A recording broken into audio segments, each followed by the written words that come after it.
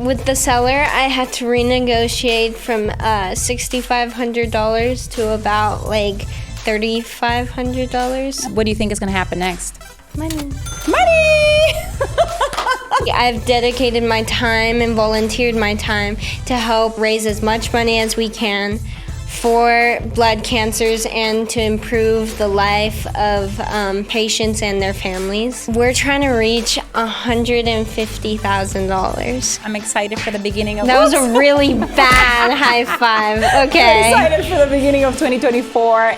Get ready for the next iteration of you on your path to becoming wealthy. On this show, you'll get the insider's view on wealth creation, the class none of us got taught in school, with my co-host, daughter, and beginning investor, Sophia Bosch.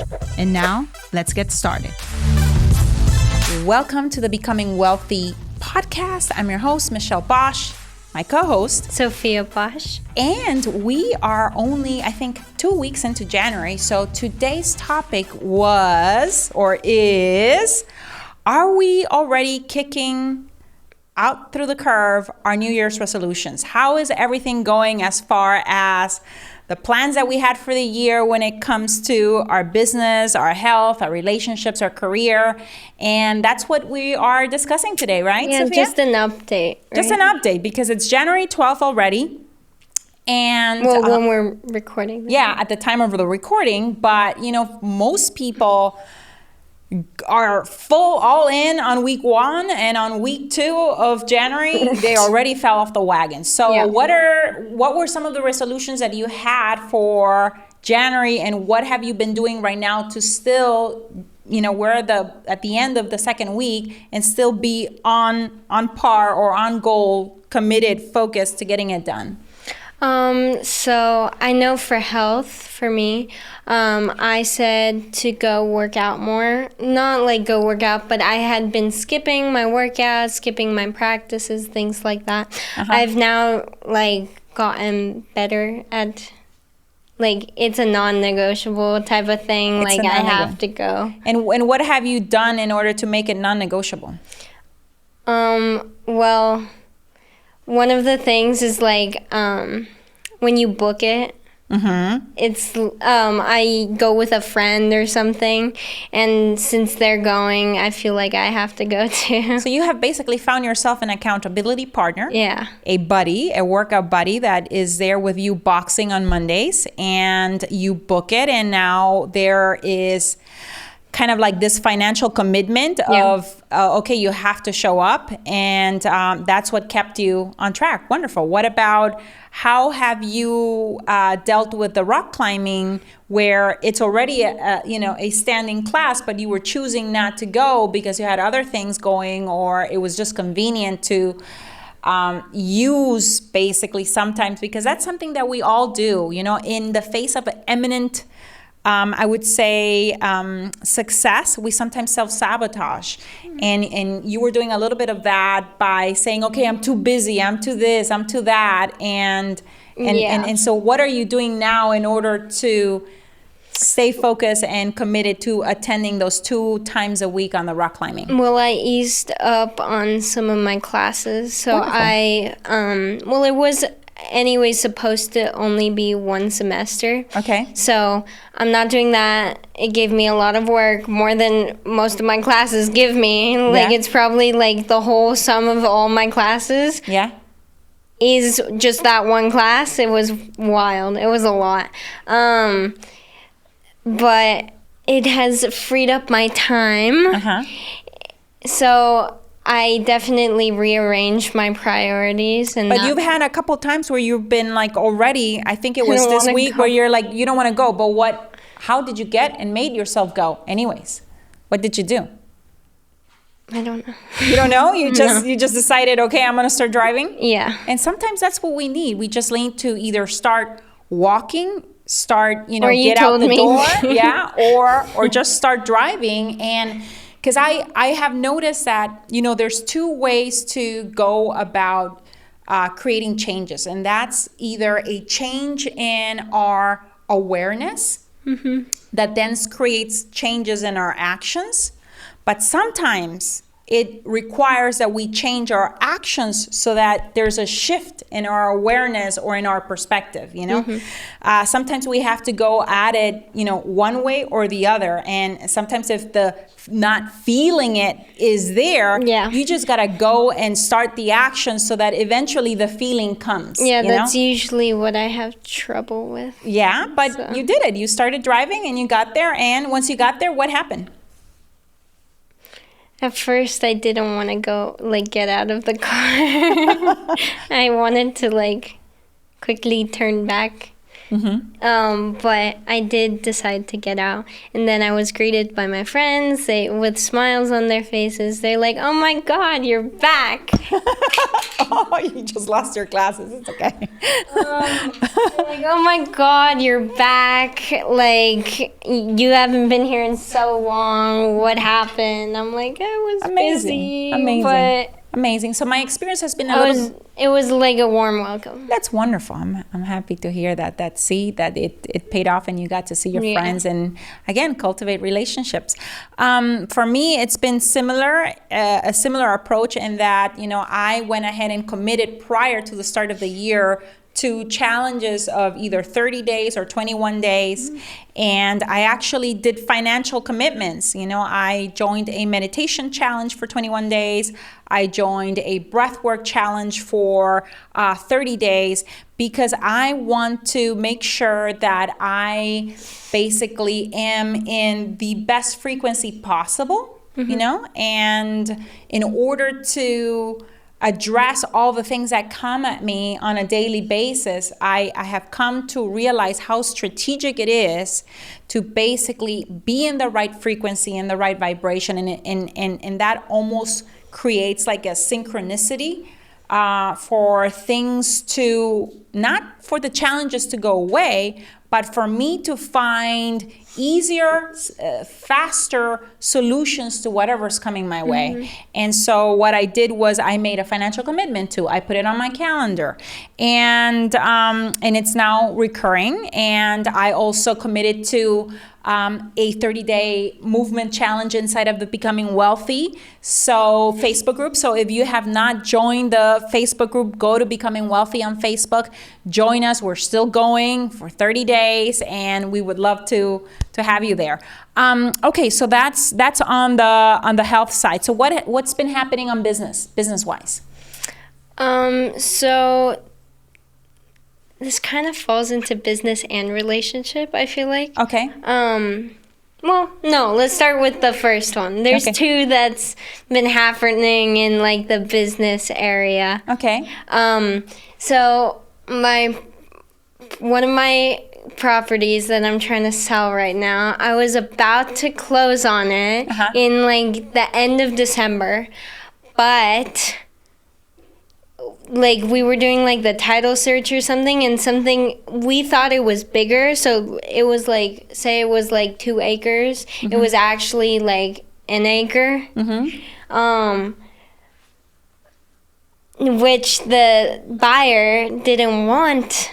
A piece of land for an acre. He wanted the two at the price. Yeah, at that price. So we had to go back, negotiate with the seller, and how long, get him to drop it. How much did you drop it by? From what price did you have the property at, and what did you drop it to? I think we had it at like 15,000 or 15K, and the guy didn't want to pay for that anymore, and we had to drop it to like 11 or 10K.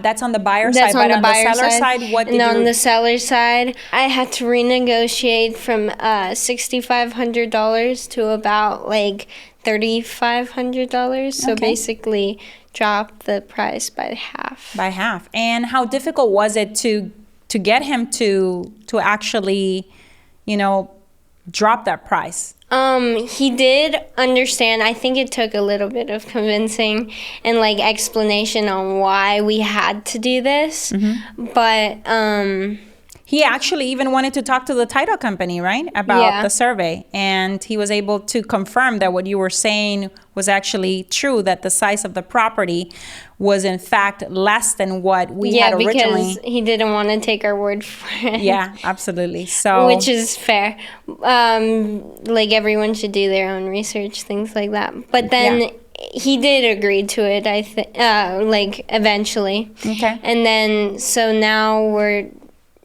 we're hoping. Right now we're still in communication with the buyer. Well, the buyer has already, I think, has already signed on their end the new price, because you dropped the price with the buyer as well. So that one has been signed, and it's already a title. But they also didn't want to buy it. No, but that was the original buyer. But then the second buyer. Oh, yeah. Yeah. The second buyer is willing to, has already signed it. Yeah, that has already signed it. So what is still pending there? It's now the seller that just needs to sign. Okay. And once that contract comes up, what do you think is going to happen next? Money. Money's coming. Okay, so you're still in it. So yeah, I'm still in it. So what has been the lesson here for you, Sophia, in terms of you had this New Year's resolution and you were like, okay, I'm gonna have cash in the bank. The cash in the bank wasn't there on week 1 when it was supposed to be in the bank, and you've had to renegotiate. You've had to stay determined, I guess, right? Yeah. Determination is such an important, I would say, attribute. Is the most unspoken and non-glamorous thing that an entrepreneur needs to have. Plus the contract, it expires soon, so we really had to hustle. You really had to hustle before the contract expires, absolutely. Otherwise, you have to ask for an extension and again go back to the seller, and at that point, he could change his mind. Yeah, exactly. Yeah. So great. So that's what's going on with business. So business, health. What about relationships? What's going on lately with relationships? And I know that you started the year with a goal, to really help more and make a bigger impact in 2024. How is that going in the first 2 weeks? Yeah. So the campaign, so it is January 12th right now. Yesterday, January 11th, was the kickoff day for a 7-week campaign, January 11th through March 2nd, that I'm doing for the Leukemia Lymphoma Society. They deal with, I've dedicated my time and volunteered my time to help build together a team and have our team raise as much money as we can for blood cancers and to improve the life of patients and their families. So we're raising this money specifically in the pillar of research. There's also advocacy and patient support. But we have decided to go, and so all of our all the people that we receive donations from, all that money is gonna go towards the research aspect of it. And what is the goal right now? What are you guys trying to reach? We're trying to reach $150,000. And it's going pretty good so far, but we're still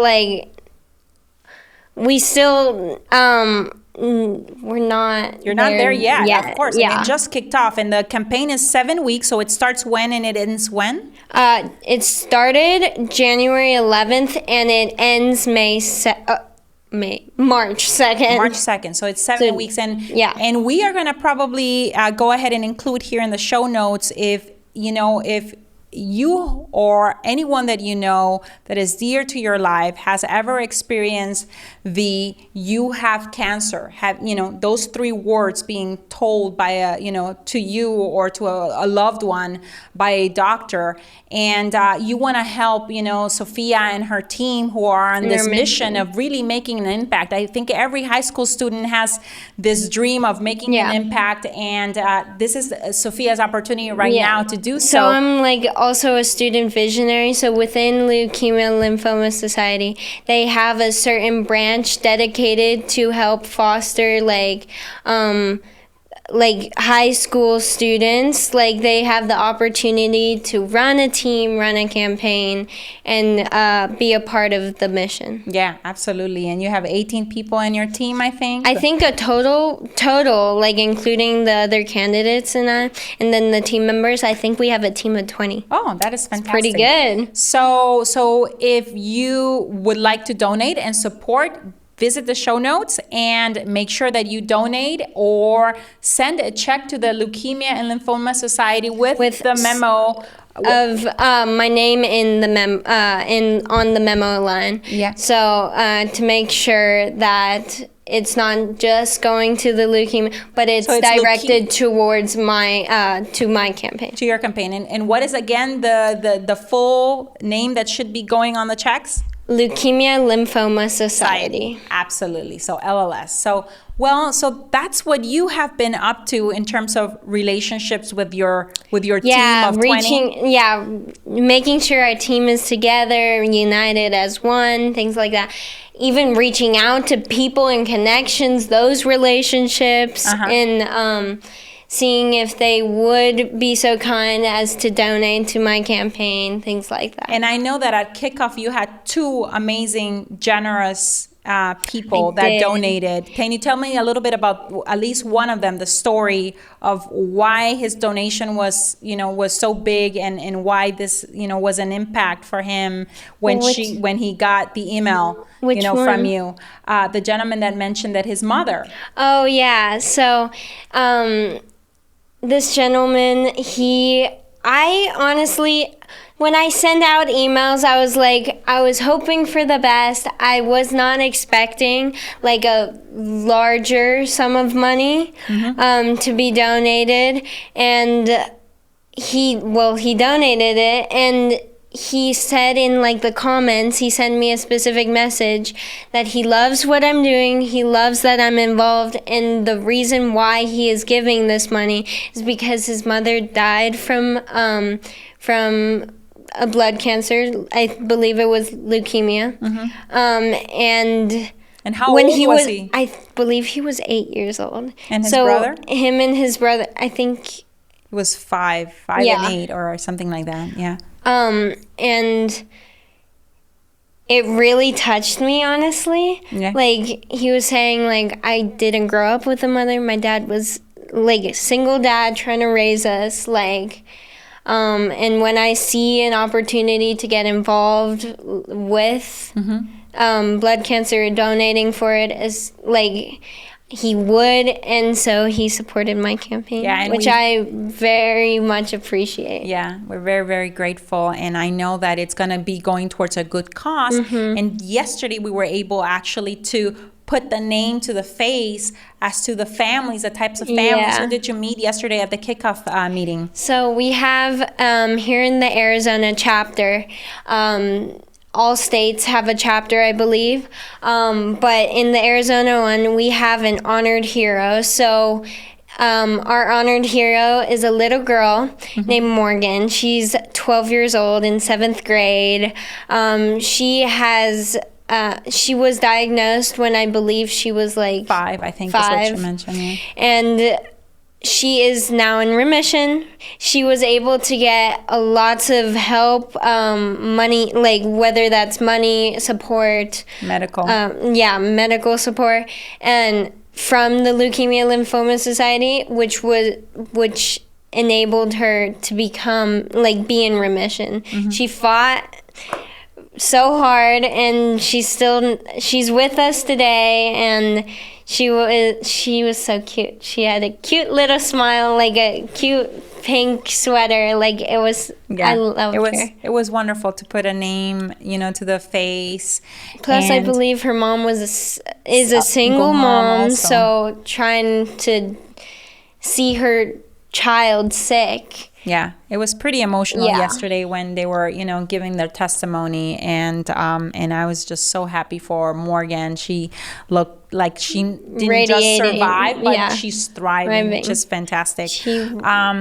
So that's relationships. You've been reaching out to a lot of friends, past friends from prior schools that you have been a part of, reaching out to their parents as well, Yeah. to the parents of the friends. And how has that gone? Because you've been able to basically connect again with a lot of people, huh? So I reached out to like parents, and I set up meetings to talk with them in person, because it's better in person. Yeah, because Like, it's not just smaller donations that we're looking for. We're also looking for larger, more meaningful contributions, like corporate sponsorships, and some of some of the friends that we do have own their own company. So you're looking to possibly get some donations that way as well, that are a little bit bigger. So wonderful. So I'm excited what you have been doing in the last 2 weeks. All of them say like they love that I'm doing this. Like they love to see like young people, I guess, that are stepping up and like helping others. Helping others. Yeah. So. I'm very proud too. Papa's very proud too. So thank you happy for I'm being a doing part of this. Wonderful. So the last thing that we have, as far as we want to see where we're at in terms of career, like for you, it would be school, and you have no choice but to go to school every single day. So any updates on that department? So I actually just had a meeting with my advisor yesterday, and I was telling him, he was like, it's more like let's evaluate how the first semester went, see if we like need to improve some things. I told him all about it. He sees my grades. He talks to my teachers.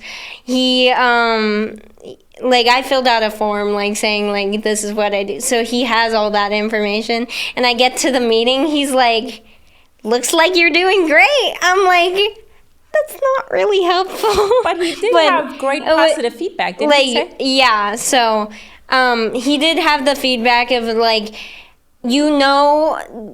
like you're doing everything right. It's just maintaining that now. And so does that motivate you though? It does. Yeah, it felt good. Yeah. Because I worked my butt off last semester. That's wonderful. So he did tell me that he talked to my teachers, that all of them are like, say the same thing. Like, I'm not the first one to talk in class, which I know I'm not, but I also make my voice heard. Like, he said I add value to the class, which I appreciate. That's wonderful. So basically, there, I think maybe the moral of the story is, in order to maintain that, is to have an actual cadence or structure rhythm where you do meet with him, once a quarter or once a month. I think we do meet once a quarter. Once a quarter to have basically this kind of feedback going back and forth. So for us, if I'm an adult, what I'm hearing and what I can translate to my life is basically having somebody, a mentor of sorts, that I can meet with on a regular basis, a who in my life that can kind of look and give me feedback, whether it's a boss, whether it's a mentor, whether it's a coach, whether it's a friend. And in your case, it's, your advisor in school. So wonderful. So on my end, Sophia, I would say that from a business perspective, everything is going as planned. We have been, reducing costs in our company already since last year. We have been starting new projects. We actually have a new deal right now that we are looking in Dallas, Texas. We actually flew last week on the very first week of the year, to go take a look at it. And we are pursuing that, and so that's going well. And once you have a legal obligation, such as a signed, sale agreement, like, with a seller, that kind of like puts, fire to your to your activities, as in like, okay, something needs to continue moving, it needs to happen, it needs to go. And in order to do that and get to that point, making offers, we forget that, making offers is what gets the ball rolling. That's what we had already done, weeks prior. And now these are the fruits of our labor. And we have this possible deal, 90 units that we're excited about.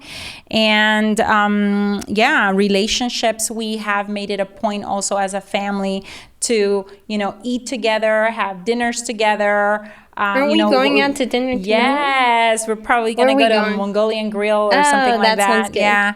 And just basically amongst us, talk about what we're grateful for the week and really connect and really catch up, because it is busy for everyone. So that's basically what I've been up to, and what has been most important for me has been, like I said earlier, is having that financial commitment, in order for me to show up either to a meeting or to a challenge or to a session, and have it on my calendar in order for me to stay committed and follow through on the things that I said that I was going to do. I always get it done. Yeah. Just maybe not in a timely manner. Yeah. But if you didn't have offers out there, for example, with your sellers, you wouldn't be in a time crunch to try to sell them, right? So it's good always to put ourselves in that situation that, we have to get certain things done and certain things moving, whether we feel like it or not. Because when we don't do the things that we know we should be doing because we don't feel like it, it's because we're trying to self-sabotage. And so we need to create the framework to avoid that, yeah? So I'm excited for you. I'm excited for the beginning of... That was a really bad high five. Okay. I'm excited for the beginning of 2024. And... we'll see how everything goes. And I'm excited. Again, for anyone that wants to donate to LLS, to the Leukemia and Lymphoma Society. My link is in the show notes. So thank you so much, and looking forward to being a part of your world in the next episode of Becoming Wealthy.